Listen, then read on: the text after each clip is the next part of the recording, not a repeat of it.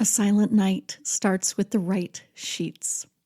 Cozy Earth's bamboo sheet set is the ultimate gift this holiday season, elevating everyday luxury into something everyone will use and absolutely adore. It's the gift of unparalleled comfort, making every night feel like a serene escape. And that is no lie, you guys. My Cozy Earth sheets are my favorite sheets in my arsenal. I love them so much I don't want to get out of bed. Cozy Earth also has incredible pajamas, and they're designed for those cherished moments of relaxation, ensuring you feel cozy and stylish all season long. So visit cozyearth.com/DSG and use my exclusive 40% off code DSG to give the gift of luxury this holiday season to others or just to yourself. And if you get a post-purchase survey, say that you heard about Cozy Earth from this podcast. Cozy Earth, wrap the ones you love in luxury. Again, that's cozyearth.com/DSG and use the exclusive 40% off code DSG. Welcome to the Divorce Survival Guide podcast, where we have open and honest conversations about co-parenting, separation, divorce, and the hardest question of all, should you stay or should you go? I'm Kate Anthony, your divorce survival guide, and I'm here to help you navigate some of the roughest waters you've ever swum in and answer some of your toughest questions. I've been to hell and back. And now it's my mission in life to help you get to the other side of this process with your sanity and your heart intact.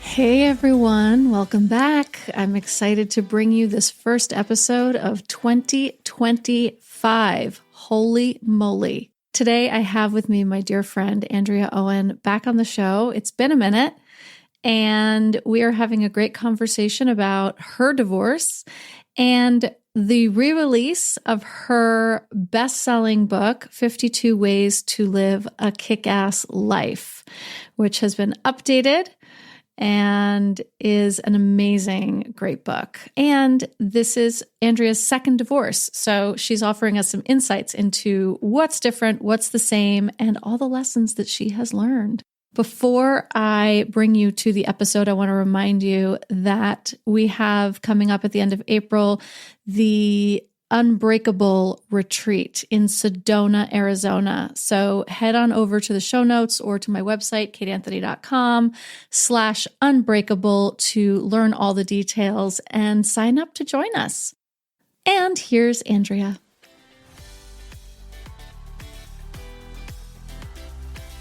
Andrea, thank you so much for coming back on the show. It's been a while. It has been a while. You've been on my show many times, us laughing and, being our wise selves. I'm excited about this conversation for a number of reasons. First and foremost, because we get to talk, yes, which we do anyway. But there's a couple of things happening in your life right now. One of which is that your first book, 52 Ways to Live a Kick-Ass Life, is being re-released. I know. The title just tells you everything about when that came out, everyone. Exactly. I was thinking about that too. I was like, so 52 Ways to Live a Kick-Ass Life, BS-free wisdom to ignite your inner badass and live the life you deserve.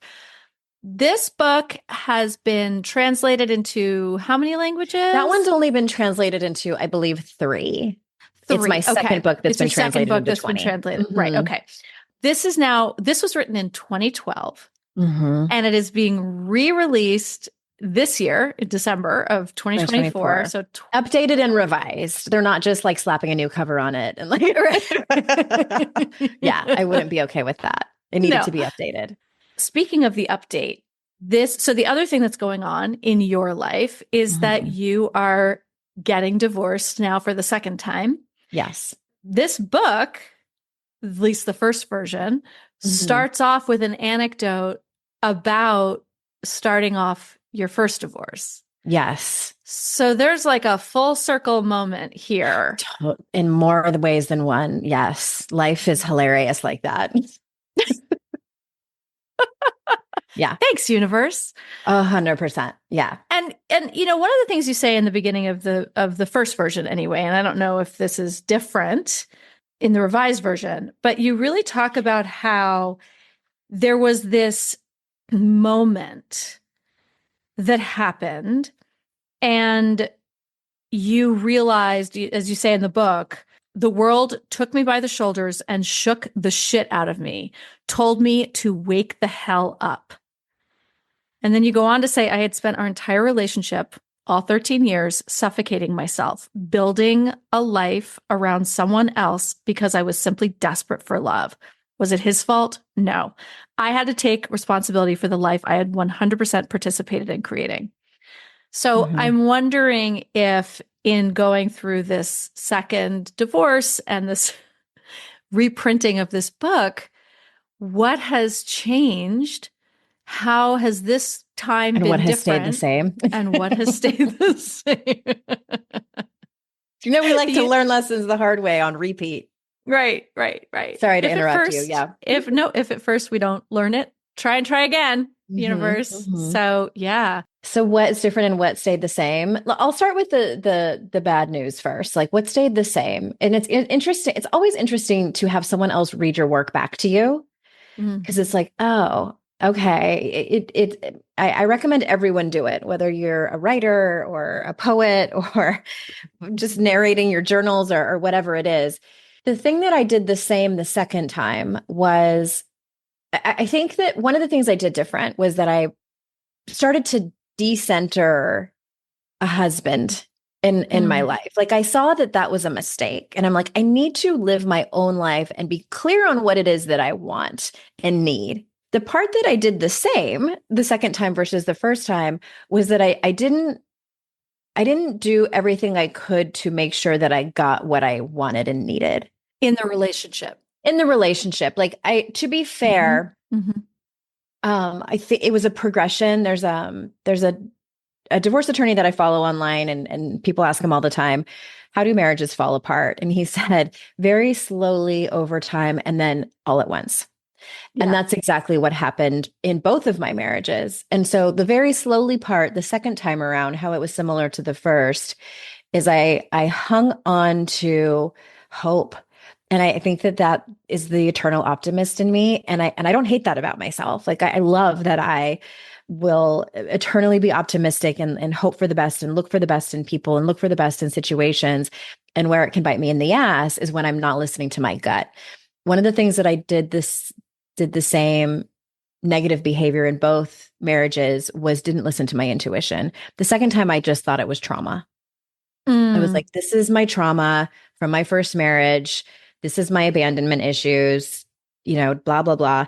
And I discounted it until my body caught up with me and I got sick, which we can talk about that later. But yeah, those are just kind of a sprinkling, a smattering, if you will, of things I did different, things I did the same. Well, I'm just actually want to dive into that a little bit more. The way that we talk ourselves out of the very real feelings that we're having, our intuition, it's very clear it's not clear, right? There's something screaming at us and we can't we are so fast, especially I think in our culture where we're like, oh, well, what's my part? Oh, well, let me look at my stuff. Let me go to therapy. I'll work my stuff out, right? We'll make it ourselves and our problems so much more profoundly, right? Until we're like, oh, wait, it has actually nothing to do with me. That wasn't my trauma. That was a mismatch. Right. So I just kind of want to hear your thoughts more on that, about you thinking that it was your trauma when it was really the relationship and a mismatch. Because I think it was, at the end of the day, I think it was both. I think both were speaking. And, I work in personal growth and I still couldn't decipher between those two. It took me a long time.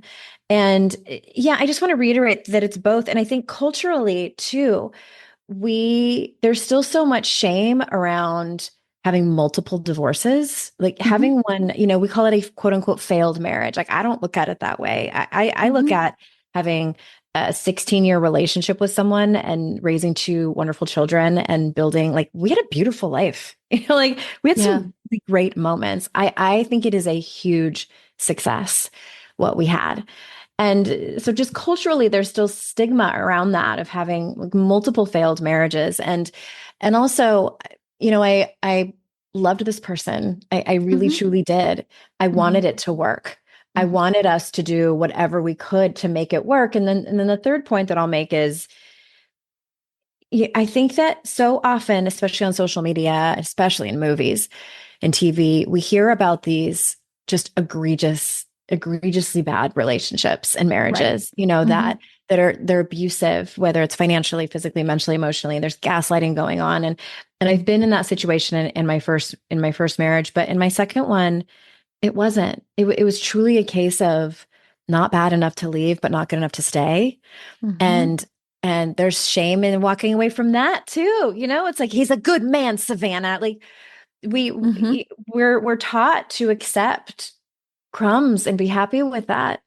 And that's what I did. And this is, and I never want to come at this from a place of that my soon-to-be ex-husband was a bad person. Like he's genuinely not. He's just a bad match for me. That's right. I feel like that maybe doesn't get talked about enough. And I think that a lot of people are staying in marriages where that's the case. And I want to say this last thing.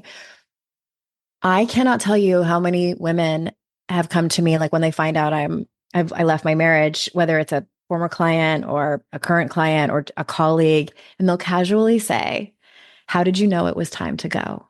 Every time, all the time. And I want to say, and I don't say this, I think I'm going to start saying it. If you're asking me that question, and I don't want to get into your business, but if you're asking me that question, it's probably time for you to go. And it's time for you to call Kate. That's the answer. KateAnthony.com.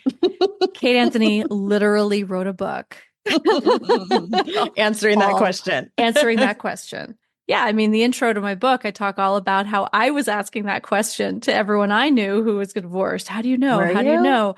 I don't think I ever asked it. I think because I already knew. You sure didn't ask me. I didn't. You sure didn't ask me. No, I was asking, and then the only person who answered it was my friend. He was like, "When you know, you'll know." And I was like, "Motherfucker, the point is that I don't know." I need a yes or no.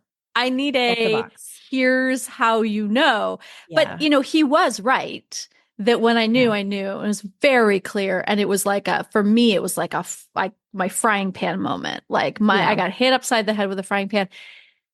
And the reason I do what I do is to help women not have to wait for that moment, not like sit there waiting for a frying pan to hit them upside the head. Yeah, like there are actually the frying pan moment. Yeah. What was yours? Are you the first time or the second time? The second time. The second time was an argument that happened, and we'd been in counseling for many, many months. Committed, both of us every other week, consistently, months. And we had an argument which was rare for us, what transpired and what was said to me became so clear of like, okay, there's my answer.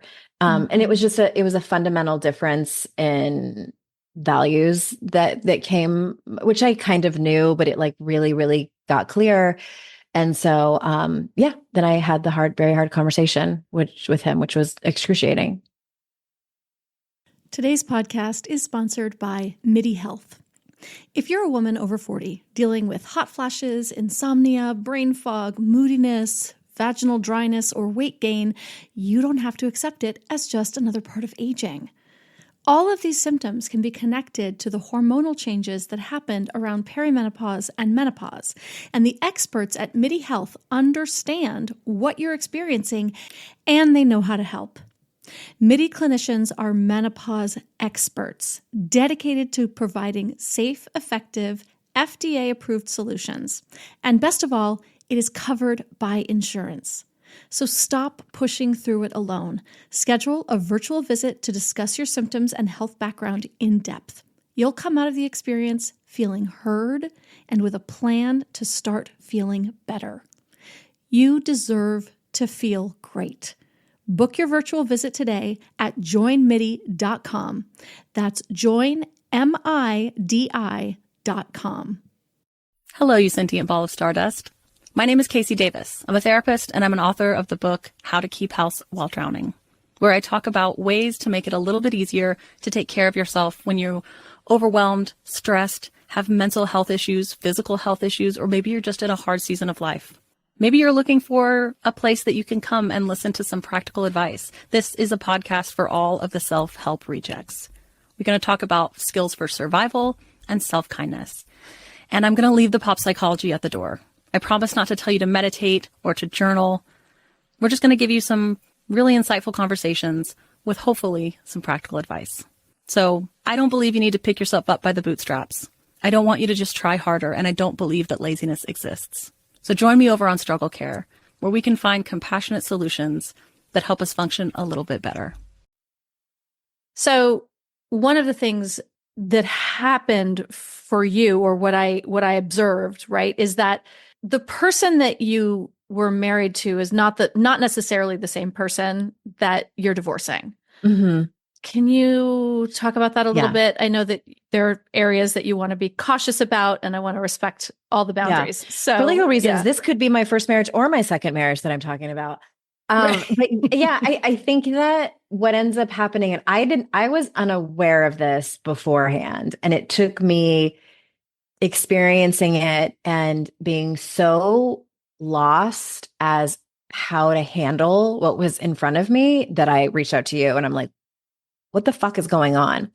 And you told me about this, and what I experienced, again, this could be my first ex-husband or my second ex-husband, was that any issues that the two of you had in your marriage, whether it was personality stuff that you didn't love, coping skills that you didn't love, ways of communicating that you didn't love, those are exasperated 100-fold.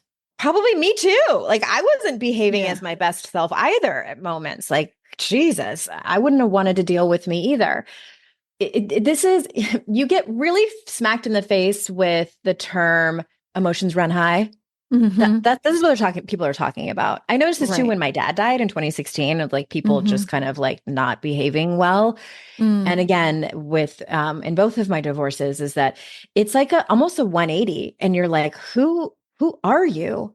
Right. And it was incredibly difficult to contend with, because in most cases, the person that you're having this conflict with, this contentious thing with, is the person you would go to be your source of support. Right. They're your confidant. They're like, and many times our spouses are our best friends. And the person that is causing you the most harm is the person that you can't go to for help. And so it's just this almost this betrayal, it feels like you're in a foreign land, speaking a foreign language, and you have no control. And it's the fear I was experiencing was those acute weeks, maybe months, was unlike anything I had experienced before. I went into the darkest place I had been in maybe in my entire life. I was hanging by a lifeline.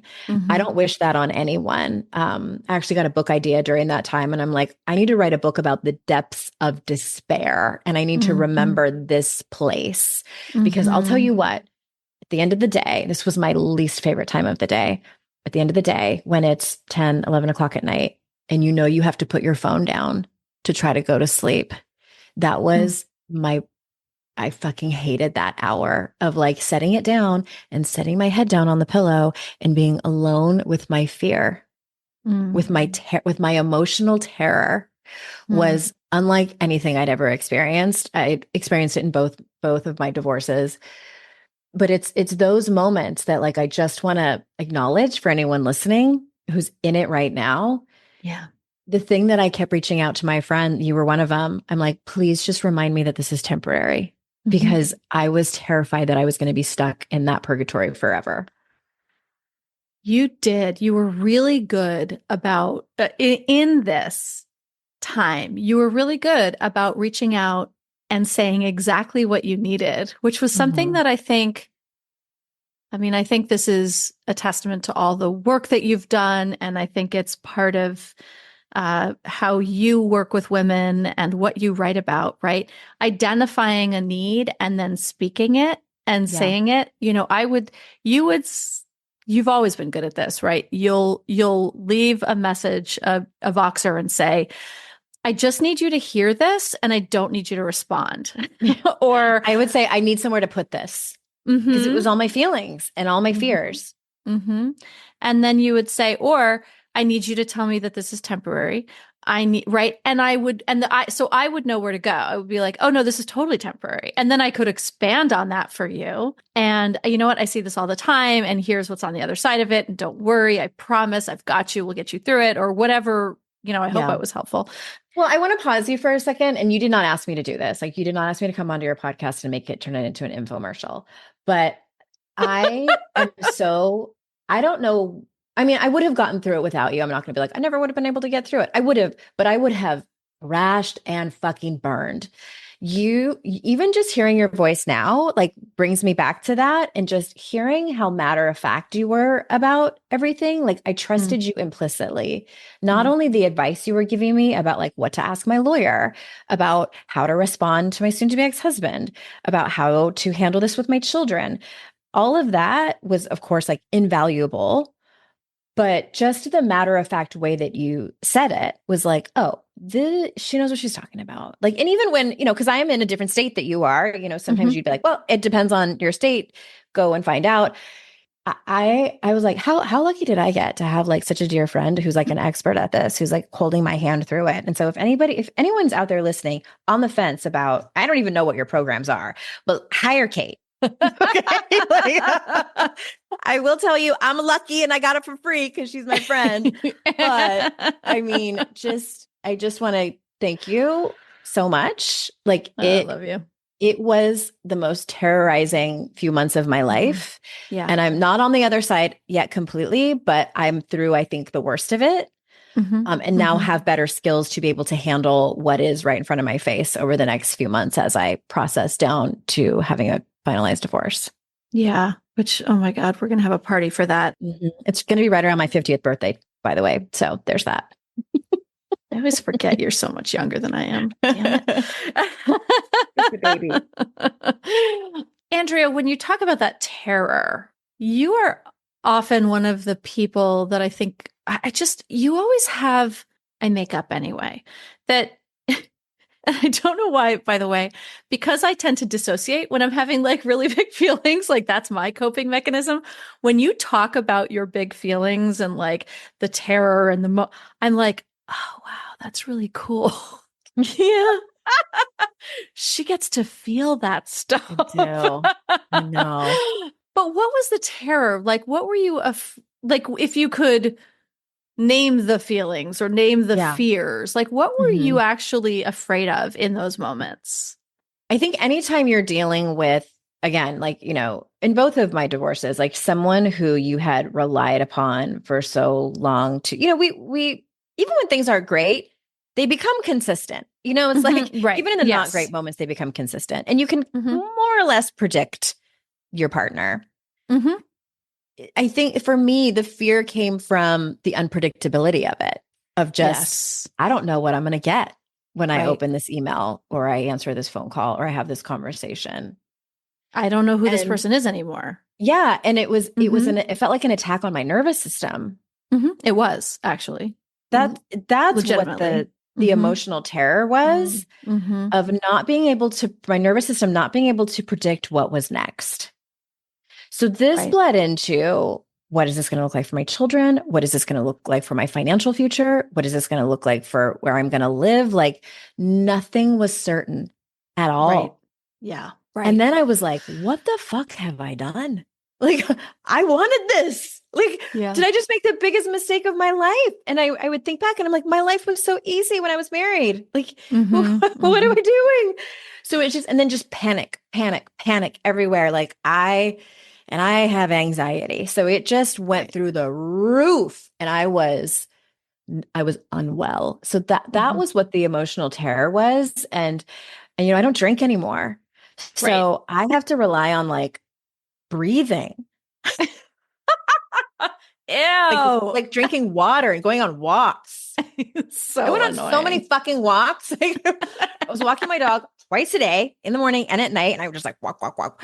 Just like leave my friend messages, listen to their message, like catch up on correspondence, listen to music. I was listening to Esther Hicks lectures. Oh, really? I was like grabbing at everything. Like it's like love, but it helps. Wow. I'm like, whatever works. And it was just like listening to Esther Hicks, like talk just over and over again, like do her affirmations about the universe and like things are always working out for me. And I was like, I was desperate. So I went for what I knew had worked in another lifetime for me 15, 20 years earlier. And it just was, I always tell people this, like there are times in your life, divorce can be one of them, where someone's saying one day at a time, which is a big expression in 12-step programs, which you and I are both very familiar with. When one day at a time feels like absolutely not, like that is too hard. I had to do 1 minute at a time, like 1 hour at a time, like just get me to 4 o'clock, just get me to 5 o'clock and just keep putting one foot. There was a point where I was doing like mechanical eating, like I could not eat. And I just would make a peanut butter and jelly sandwich and just put it in a Ziploc baggie and then just like break off pieces of it and eat it because I was dropping weight. I mean, this was just like a handful of weeks where that was happening when it was really bad, but it was like, it was my nervous system. The motherboard got fried. It really did. And then at the same time, you're dealing with, teenagers who are having their own massive experiences around this. And it was a really rough time for you. It was really hard. Yeah. Not going to lie. It was hard. Lynn, this time of year, parenting can be such a flusterclux. You've come to the right place. I'm Lynn Lyons, and I've been treating anxious families for over 30 years. I'm Lynn's sister-in-law and co-host Robin Hudson. Join us for Flusterclux, a podcast for parents who worry. Wait, that's everybody. Yeah, these last few years have felt like one long anxiety attack for so many. Why do you think parents are always surprised that a podcast about anxiety relates to them, even if no one in their house has an anxiety disorder? Well, worry is human. Everyone does it. And anxiety shows up when we face uncertainty. All the parenting tips you've taught me have been essential. I love to break it down into skills we need to manage worry in our families. We've covered so many topics: depression, burnout, meltdowns, perfectionism. Don't forget scary mothers-in-law. Right, but of course that's not my mother-in-law. Because that's my mother. And a listener. As a psychotherapist, I like to teach parents and kids how to respond to everyday moments in healthy ways. Managing anxiety really can be taught. It really can. And I'll even tell you what to say. We talk about serious stuff, but without being too serious. Anxiety wants everything serious. Anxiety doesn't stand a chance when we're laughing, even about the tough stuff. I was thinking as you were talking about how, you are the author of 52 Ways to Live a Kick-Ass Life, among other things, how to stop feeling like shit. Right. Right. Yeah. And yet here we are, right? Like life still happens. Still feel like shit sometimes. It we doesn't still, kick ass. right. Life, like living a kick-ass life, and then we're fucking not. Yeah. Right. And right. And how to stop feeling like shit. And then I feel like shit. What we know as the professionals that we are, with all the training that we have and blah, blah, blah, is that this is temporary, that I will get through this. I actually have the tools and the skills. I know how to breathe. I know how to go for walks. I know how to calm my central nervous system. I do know how to feel my feelings, by the way. I don't fully dissociate, but that's just my go-to. And then I'm like, oh, I guess I'm having feelings. Fuck. Now let me go back and figure out what those are. Yeah. That life still happens to those of us who are, professionals in this and whatever, but we have these tools, and you have 52 of them in this book. How does the second version differ from the first version? Well, look at that pretty lady with silver hair on the cover, first of all. We were joking before you started recording about the difference in the pictures. Taken 14 years apart? Taken 14 years apart. So because we don't show the video to anybody, in the first, on the cover of the first version, which is hot pink. Hot pink. Andrea is very blonde and very sort of fresh and rosy faced. And she at the time lived in Utah and looks like it. And in the second version, I look like a woman who lives in Utah, but is really trying to cling to her Southern California roots. you're right. This is true. And then in the second version, if you don't follow Andrea on social media, which you totally should, Andrea embraced her gray in 2020? 2021? No, before 2021. Yeah. And literally, she's like basically one of those poster children for like how fucking hot you can be with gray hair. Remember, you did not want me to grow it out. You were like, I thought you were as vain as I was. Don't do it. I'm like, I am. I'm going to be gorgeous. I think it might look okay. And she's right. It looks fucking amazing. So the second version of this book has this gray-haired silver fox lady with a lot more wisdom under her belt. And a lot more. God, yeah. And that's why I wanted to update the book, is like, we learn. Like, I'm glad that, and I was on your show a long time ago talking about my first divorce, and that one was very different because we did not have children together. We didn't have kids. We didn't even have any assets. Like, we hadn't bought a house yet and all these things. So it was easier logistically. Emotionally, it was dramatic and traumatic for me. I'm so glad that this time around I had the tools, as I'm financially, in bed with this person. I don't know how else to put it. We have 2 children together, and all of the things that I think a lot of your listeners experience when they're getting divorced. And I'm so glad that, it's been many, many years, and I have the wisdom and tools and strategies and friends and support to help me go through it. And I want to offer that up to anybody listening, is that leaning on people who have been through it. I mean, even if there's somebody out there who might be like a coworker or someone that you're not super close to, but who's been through it, take a risk and ask them, if you can have a conversation with them, or just like do what you can to sort of nurture the friendship, and just you can be transparent and say, like, I don't have anybody in my life that's been through this, and I'm really would love if I could lean on you for some support during this. Would that work for you? It's a risk. And I know it takes a lot of courage to do that, or even joining communities like yours. It's just, there's something to be said about the magic and power of women coming together, especially when they have a shared experience. Even if it's not to offer wisdom and advice, if it's just to say, like, I get it, because it's such a common experience, with the amount of marriages that don't end up working out, but it also can feel very isolating. Like when it happens, like the loneliness is crippling. And it's like, how can there be no one else? It's just, I think it's one of those things that people like to keep private, and and that's obviously their right to do that. But my God, it like, we need each other in times like this.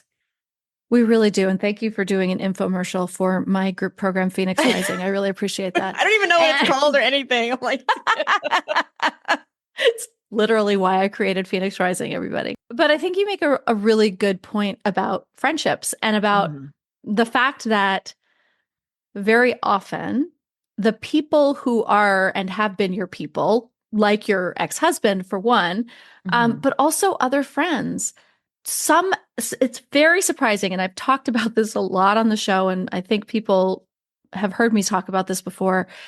It's very surprising when the people who you thought would be in your corner are not. Devastating. It's devastating. And did you experience that? 100%.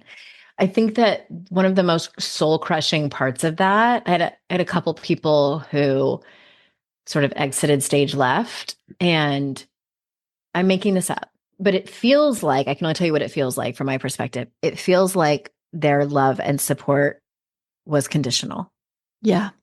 And I made up a story. Again, I still don't know if this is true, but I make up a story that, because I didn't behave, I didn't make decisions based on how you think that I should have, or how you think that you would have if you were in my shoes, which nobody knows that you can't support me in this. And that was devastating. It is really devastating. And I like how you put that first of all, that it feels like the love is conditional. And I never knew it. Right. All those years of investing. And it's like, oh, weird. But the other piece of that is that you didn't behave in the way that that they approved of. Right. Exactly. And one of the things that I want to say is that most of us behave really terribly during this time. Poorly. Really, really terribly. Some of the decisions that I made during my divorce, I look back and I'm like, girl, and I know there were some things that, and I would say to you, okay, that's a choice. I think you even said like you are in a place right now where you're losing your mind. I did. What I think the words that I used is that you can consider yourself certifiably insane, which is what my therapist said to me. You can consider your behaviors right now to be that of like possibly an insane person. And so your choices may not be all that trustworthy, which is, and it can be hard for friends to stand by and watch and support that. But also, it is our job as friends. And anyone who's been through it will know. Anyone who's been through it will be like, oh, yeah, they're just going through that thing where they're crazy for a minute and they're making bad decisions. And they're going to get back on track because I know that she has the skills and the support. And my job as a friend is to go, okay, I can't condone that. But also I'm interested in the juicy gossip. Sure, give me the tea. Give me the tea. Give me all of the details. And also, this is really not good for you, right? Okay, good. Cool. Right? And it's a hard one.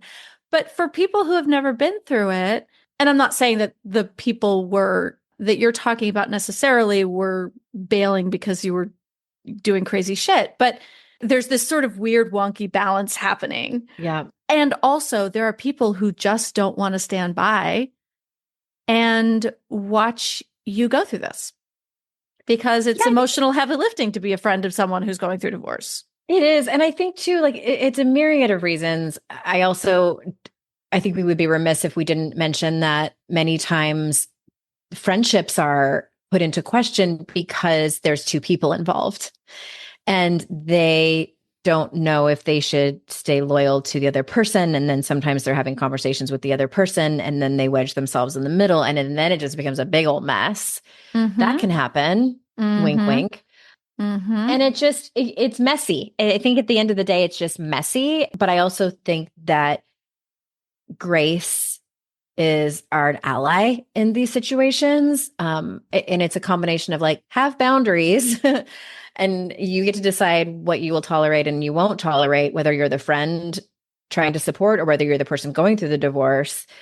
Have boundaries, but also exactly what you were saying, like have some grace for the people involved. Like they're not going to be behaving like their usual self. They're going through like top 5 most trying, difficult times of their entire life. God, if we live 80 years and we have only like, count on one hand how many times that we'll have a moment like that, give somebody some motherfucking grace. That's right. That's right. And I think the other piece of this is very often the same part of us that chose the partner that we're leaving, if we're the ones that are leaving, often chose those friendships. And if we're wrapping one thing up, it might actually also be time to wrap the other thing up, right? I am no longer the person who continues to engage in this kind of relationship, whether it's my marriage or my friendship. And that can be a really big apple cart shaker. And sometimes these are family members, everybody. Very often they're family members. It's messy. Yeah. Okay. I want to quickly cover a little bit more about some of the differences in your 2 books besides the cover photo. Besides the cover. Yeah. We did some big updates. One of the things, and I want to point out is, and I think a lot of self-help books that were written in that era were riddled or peppered at the very least with toxic positivity. So I took out anything that whiffed of that. Anytime I said something like, your thoughts determine your reality, it was like, okay, let's back that up. Yeah. Okay, it was cute. It was a nice little sentiment. Andrea.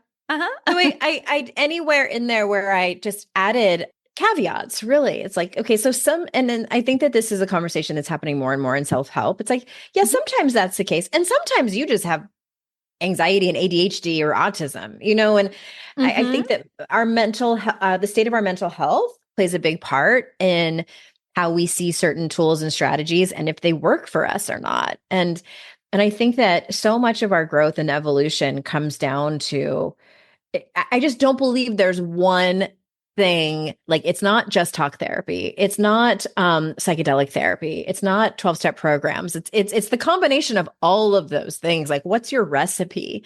So that was a big point that I was trying to make in the updated version. And also in all of the chapters, I added, and this is something I did in my second and third book.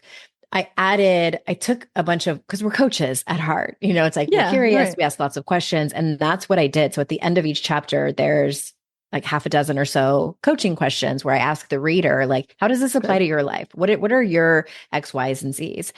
And because I'm a big fan of doing the actual fucking work. Like, it's one thing to listen to podcasts like this and buy books and listen to audiobooks and all of these things. And it's great to have it between your ears. Like, I'd rather you have that than like your shitty self-talk. But also, in order to change your life, you have to change your life. Like, you have to actually do the work. And so getting curious is an excellent first step in there. I'm not asking people to like leave their marriages or, do these big grand things. Sometimes it's just about getting curious. And so at the end of each chapter, that's what I invite people to do. I love that. You and I agree on that, right? Listen to the podcasts. That's what we do. Listen to my podcast, listen to Andrea's podcast, and read our books, and then do the work. Whether that's with us or anybody else, do the work, because it's not just enough to listen and read. Yeah, I have a most amazing client.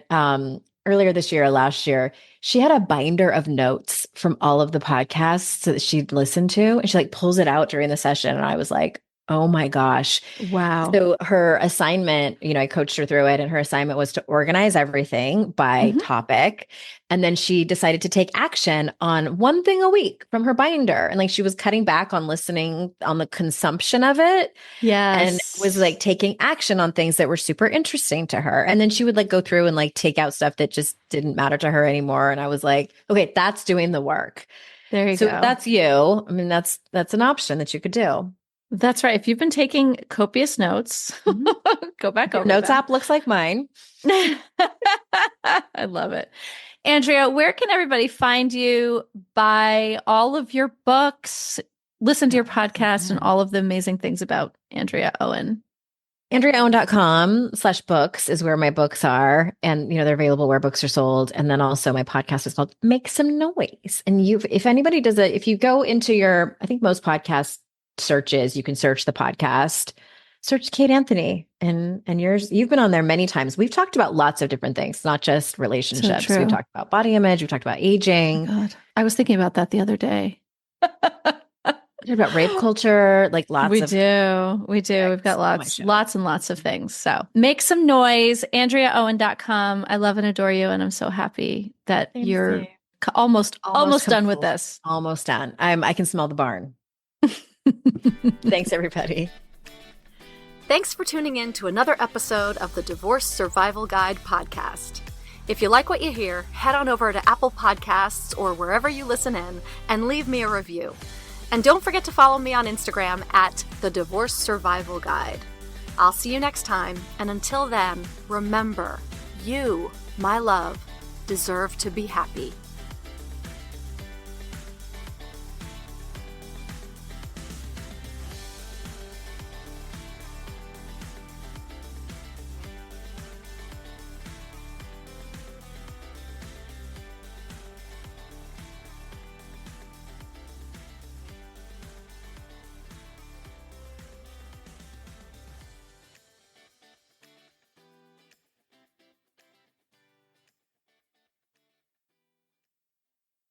Hello, you sentient ball of stardust. My name is Casey Davis. I'm a therapist, and I'm an author of the book How to Keep House While Drowning, where I talk about ways to make it a little bit easier to take care of yourself when you're overwhelmed, stressed, have mental health issues, physical health issues, or maybe you're just in a hard season of life. Maybe you're looking for a place that you can come and listen to some practical advice. This is a podcast for all of the self-help rejects. We're going to talk about skills for survival and self-kindness. And I'm going to leave the pop psychology at the door.